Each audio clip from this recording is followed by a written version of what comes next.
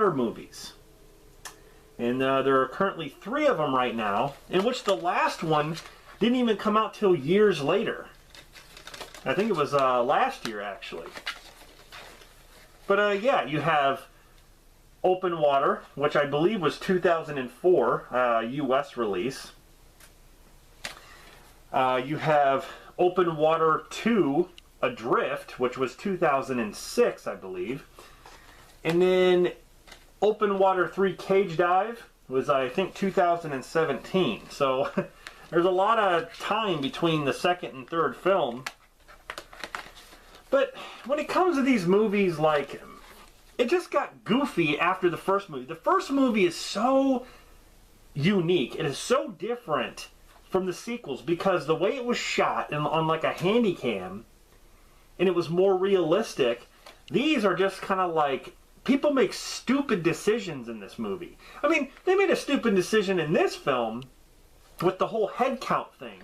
But in this movie, you have like these teenagers like doing dumb things. Lighting a flare in the raft, burning it down so you're back in the water, and then jumping off a yacht by not putting down the ladder so you can't get back up. You know, it's just like they do stupid stuff. But when it comes to like the sharks and stuff, I think the sharks are actually pretty decent in these films. But we'll get to that. So let's start here with the very first Open Water film. Based on true events, this movie had some really, really, I want to say frightening situations. Because when it comes to the ocean, I am fearful. I do not like the ocean. Jaws is, let me just say, this movie right here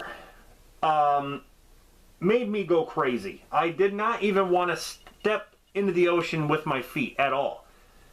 Feet deep, knee deep, waist deep, no matter what. I didn't want to even step in the ocean. This movie scarred me. Okay? But this movie here, I think, takes it a step further, where these 2 people, this couple, get stranded out in the middle of the ocean with nothing to hold on to. They're just sitting there bobbing up and down. They're floating. And there's just nothing around them but ocean. And they're stranded there, trying to look for rescue, trying to wave down boats, and no one comes by. And it turns night, and then it goes back to morning, and then it goes night again. It's like pitch black, and like you can't see what's swimming underneath you. That really drives me nuts. That drives me nuts. I need to see what's swimming underneath me. Whether it's a huge whale, a huge shark, or I don't know. That to me is terrifying. But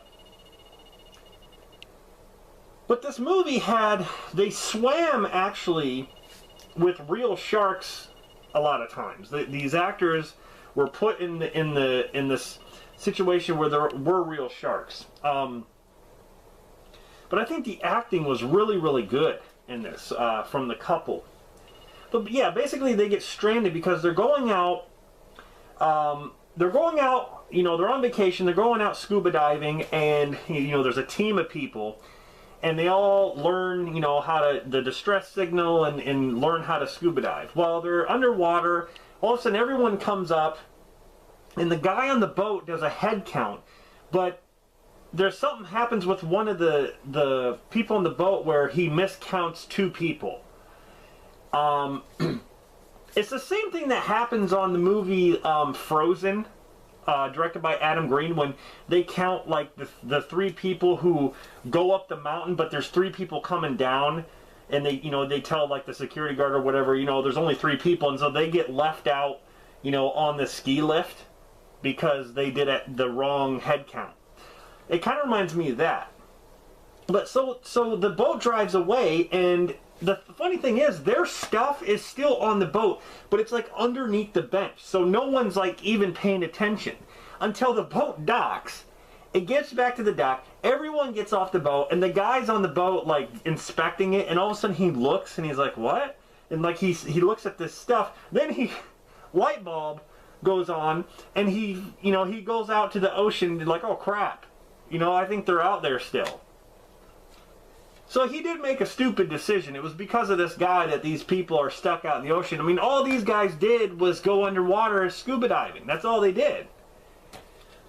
So anyway, you know, they're drifting with the current. There's sharks swimming around them. They're trying to stay, you know, awake and alert. They're kind of cold and stuff like that. And, you know, the parts that are kind of scary is when it's nighttime. And there's even times where it's like lightning and thundering. You know, and like the guy, he gets bumped, you know, and he actually gets bitten by a shark. And that's, man, it's just terrifying. It really is. It's so realistic, the way they shot it. When it comes to the open water films, this is probably my favorite one. Now, it was directed by Chris Kentis. And I'm not really sure who the people were that were. I think it was Daniel Travis. I think Saul Stein, Blanchard Ryan. Yeah, but this one is definitely worth checking out, I think. There are some weird things, too. There's, like, transitions that happen in this film where it's like it has this weird music, and it transitions from them out into the ocean to, like, on the beach where all these people are on vacation. Then it transitions back to them out in the ocean. It's like, these people are here having fun on vacation, but here's these people out here stuck in the middle of the ocean and no one's around. It kind of transitions back and forth, which is kind of weird the way they do it. I don't think the music choices were that great. But other than that, I think this is a solid flick. I really do. So, then we get to Open Water 2 Adrift, which is a completely different film. It was shot completely different. It reminds me of just, you know, teenagers acting stupid on a boat, and then they make a stupid decision. They're aboard a luxury yacht, and they're high school friends. So they end up jumping off the yacht to go for a swim in the ocean, and they forget to lower the ladder to get back up. Again, it could be a simple mistake that could happen in real life. Just like a head count. Like someone could count wrong and, you know, people could get stranded. I'm not sure how that works, but it was a stupid mistake. So now they're trying to figure out ways to get back up on the boat. Otherwise, they're just sitting there, you know, hovering in the water pretty much. It's impossible to climb. And so it becomes a fight for survival. I mean, other than the stupid mistake, I actually think this one's a decent sequel. I mean, I like it way better than this, but I'll get to that. Like I said, like the shark attacks and stuff like that are actually pretty decent. Compared to some of these other like really, really terrible shark films out there. Yeah, this is definitely not one of them. It was directed by Hans Horn. I don't know what other things that he's done. But you got Cameron Richardson, Eric Dane in this, amongst other people. It says based on true events. I'm not sure how true it is. But yeah, this one's not bad at all. It says fatigue, hypothermia, and death. So, you know, it's a pretty decent sequel. Then we get to this abomination. I'm sorry, this movie is terrible. This is my opinion. I don't understand it. Open Water 3 Cage Dive. So, you got 3 friends. Okay, there's 2 guys and a girl. And, you know, they try to come up with this backstory about, you know, the guy and the girl are dating, but then behind closed doors, the girl's actually cheating on the guy with the other guy. And so there's almost like a 3-way going on. There's almost like, you know, this girl's actually sleeping with him and dating him. It's just like, which I'm glad of what happens to her later on because she deserves it. Anyway, they're going cage diving.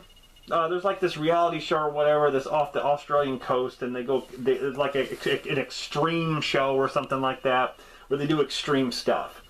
So they attract a bunch of sharks. They're going cage diving, and then there's a massive wave that just shows up. Like they're on the boat, all of a sudden this huge tidal wave, this huge wave that just comes out of nowhere. It looks like something from like you know, like a natural disaster film, like that would just take over cities and stuff. You know, like The Day After Tomorrow, the huge wave of water that comes into the city. That's what it reminded me of. A huge wave basically destroys the boat, and so then they find themselves in the water, and they have to survive. But then this is stupid decisions, really stupid. They find a life raft. These three find a life raft, and there's actually more people that show up later, but they find a life raft. They get on this life raft. Now, this raft is pretty big. It's actually got a roof on it. Okay, you get inside this thing, and it's almost like a tent that floats. That's kind of what it reminds me of. It's like it has a roof. This girl, she ignites a flare inside of the tent, and they're sitting there like, no, don't do that. You're gonna burn it. She just ignites it, and it burns the freaking raft. It burns the raft, and so then they're out. Then they're out in the water again, in the dark. They were out in the water before, but they get on this raft and they're like, ah. I guess you could say it gives you a sense of like, oh my God, like, what's going to happen? Oh, finally they're rescued. Oh my God, they're back in the water again. Oh my God, I guess they're not going to be rescued. What's going to happen? It was stupid the way it was executed. She was dumb. She was really dumb. She knew it was wrong. She just does it, and it doesn't make no sense. And one of these guys, I'm not really sure which one it is, he doesn't even seem scared. Like, he doesn't, she's sitting there bawling and like yelling and screaming. This guy's like, oh, it's okay, we're going to get rescued. He seems like this happens every day. Like, not once did I feel like he felt like his life was in danger or like he was in peril. The fact that they're out in the middle of nowhere, no one's coming, they're floating on the water with nothing to hold on to, and there's no help coming. And there's sharks and stuff. Not once did I feel like this guy cared about anything. I'm like I said, I don't know which one it was. I'm not sure which one of the guys it was. I mean, they remain alone and defenseless. But I didn't feel like they knew that. I didn't feel like they were like aware of that. Like, oh my God, we gotta do this and we gotta do that. We gotta be quiet, or there was nothing going on. They were just cracking jokes the whole time they were in the water. If that was me, I would be screaming at the top of my lungs. I don't like that. Like I said, this movie scarred me. Being stuck out in the ocean, not knowing what's swimming underneath me, in the dark, worried that a shark is just going to come up and bite my legs off. That's like, that is like the ultimate fear. Honestly, the ultimate fear of not knowing. This film was just lousy. I didn't care for it at all. When it comes to the open water films, this one's my favorite, like I said. This one's a pretty decent sequel. This one is my least favorite. It's just, Anyway, guys, what do you think of the open water films? Really let me know what you think.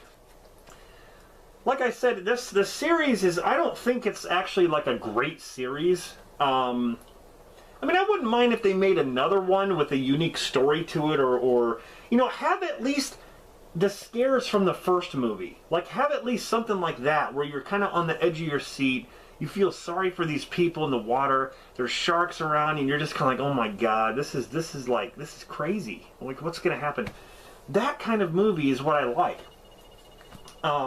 So yeah, I don't know. I wouldn't mind if they made another one kind of in that way, in that direction. Or if they could come up with something different, do it that way. But anyway, guys, I just wanted to show you the open water films in my horror collection. So let me know, in the comments what you think of the films. There are currently 3.